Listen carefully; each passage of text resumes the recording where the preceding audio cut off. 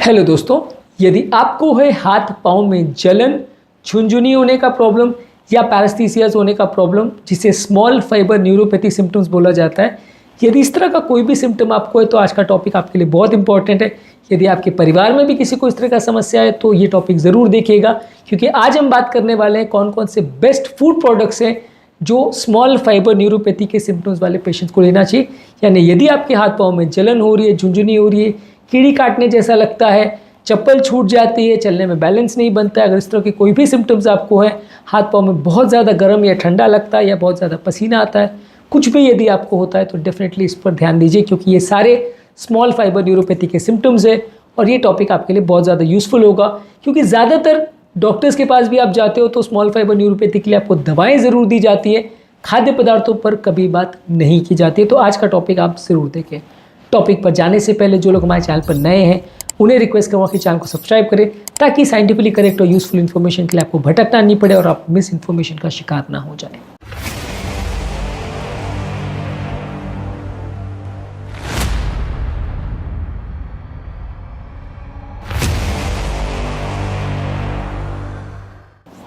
इस मामले में सबसे अच्छे खाद्य पदार्थ हैं होल ग्रेन्स। होल ग्रेन्स यानी का मतलब है कि कोई भी अनाज जिसका ऊपर का हस्क या ऊपर का जो फाइबर कंटेंट है वो निकाला नहीं गया। इस मामले में brown rice, oats, barley, quinoa, whole wheat bread, ये सारी चीज़ें आती हैं। ये सारे विटामिन्स, मिनरल्स और फाइबर्स और एंटीऑक्सीडेंट से भरे होते हैं, जो कि आपकी ओवरऑल हेल्थ को अच्छा करते हैं और नसों में मौजूद ये सूजन को कम करते हैं।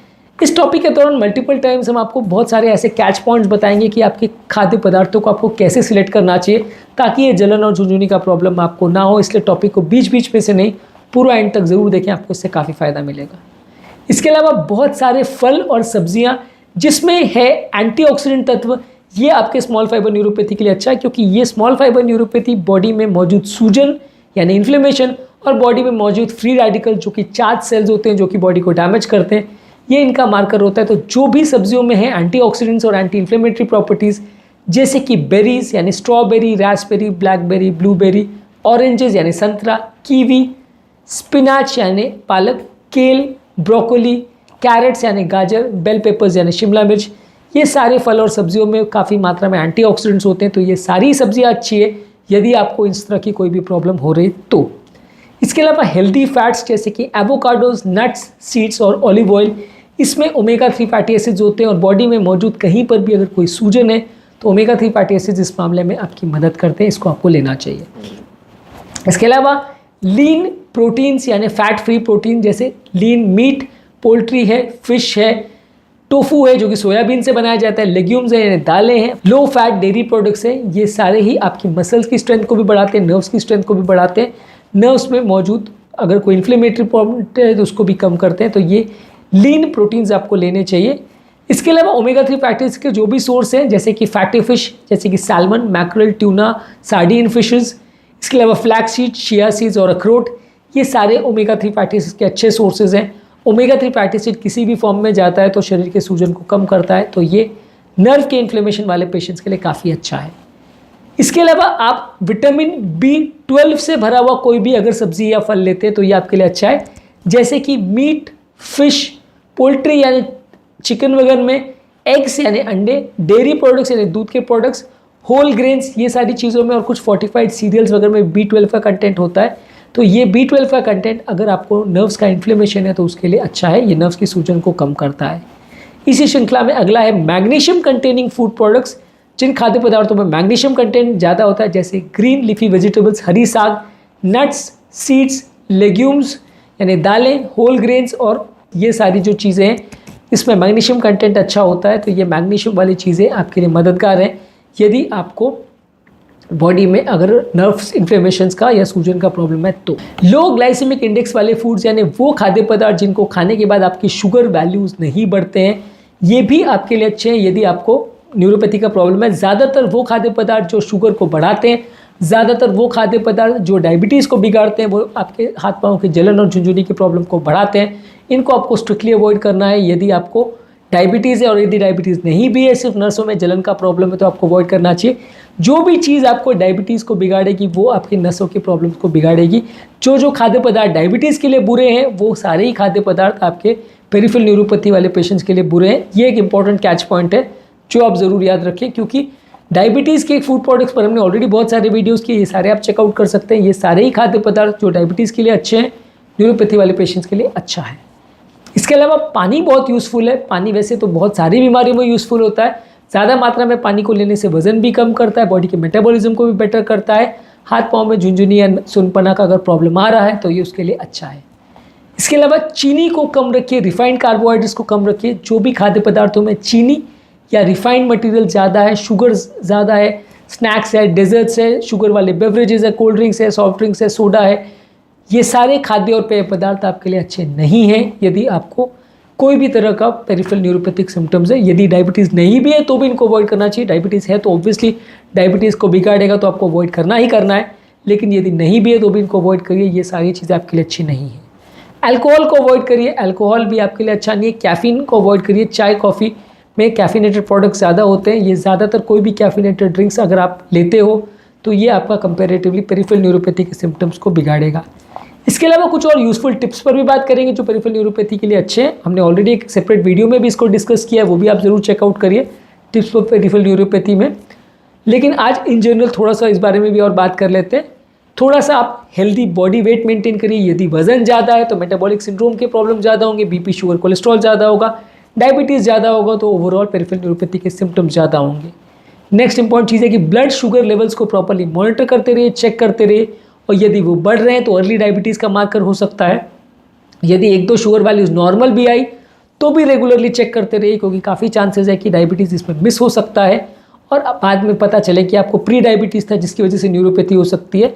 ज़रूरी नहीं है कि एडवांस डायबिटीज़ हो तो ही ये न्यूरोपैथी चालू, कई बार प्री डायबिटीज़ में भी हो जाता है। तो शुगर वैल्यूज़ को रेगुलर चेक करते रहिए।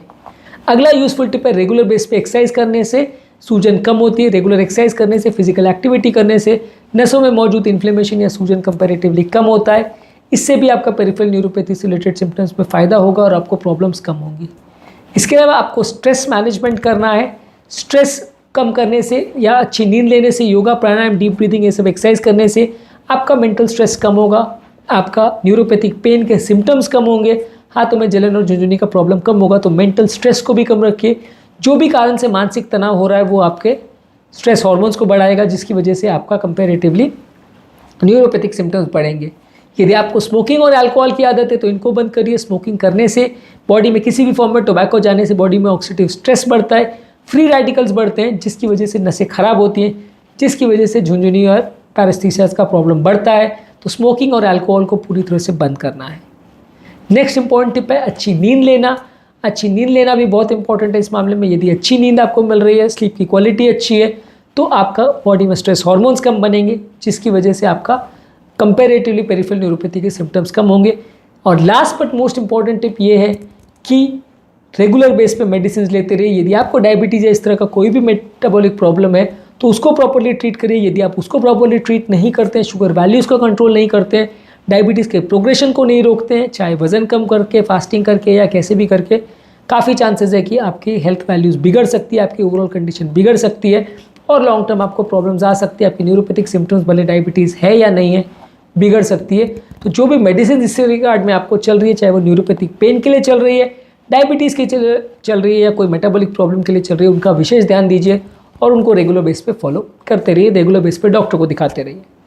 तो आज के टॉपिक में हमने बात करी कौन कौन से बेस्ट फूड प्रोडक्ट्स हैं जो वो आपके लिए पेरिफेरल न्यूरोपैथी के सिम्टम्स को ठीक करने वाले। इसके अलावा हमने कुछ यूज़फुल टिप्स पर भी बात करी जो कि पेरिफेरल न्यूरोपैथी के सिम्टम्स में यानी हाथ पाँव में जलन, झुनझुनी वाले पेशेंट्स के लिए फ़ायदेमंद है।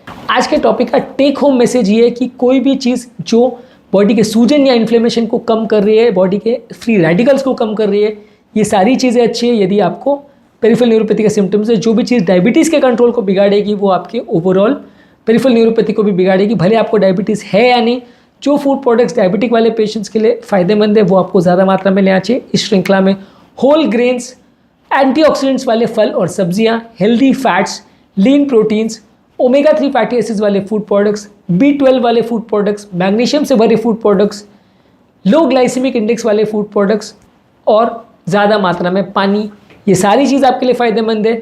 अल्कोहल अवॉइड करना है, चाय कॉफ़ी अवॉइड करना है, स्मोकिंग अवॉइड करना है, डेली एक्सरसाइज करना है, स्ट्रेस हार्मोन्स को कम करना है, नींद अच्छी रखना है, ये सारी चीज़ें आपकी मदद करेगी यदि आपको पेरिफेरल न्यूरोपैथी का सिम्टम है, और ये सारी चीज़ों से आपको दवाइयों की ज़रूरत कंपैरेटिवली कम पड़ेगी। यदि फिर भी तकलीफ़ है तो डेफिनेटली मेडिसिन लेना पड़ेगा। पेरिफेरल न्यूरोपैथी वाले सिम्टम्स के पेशेंट्स के लिए वर्स्ट फूड्स कौन से हैं और बेस्ट टिप्स कौन से हैं, ये भी हमारे चैनल पर सेपरेट वीडियोज़ हैं, ज़रूर चेकआउट करें।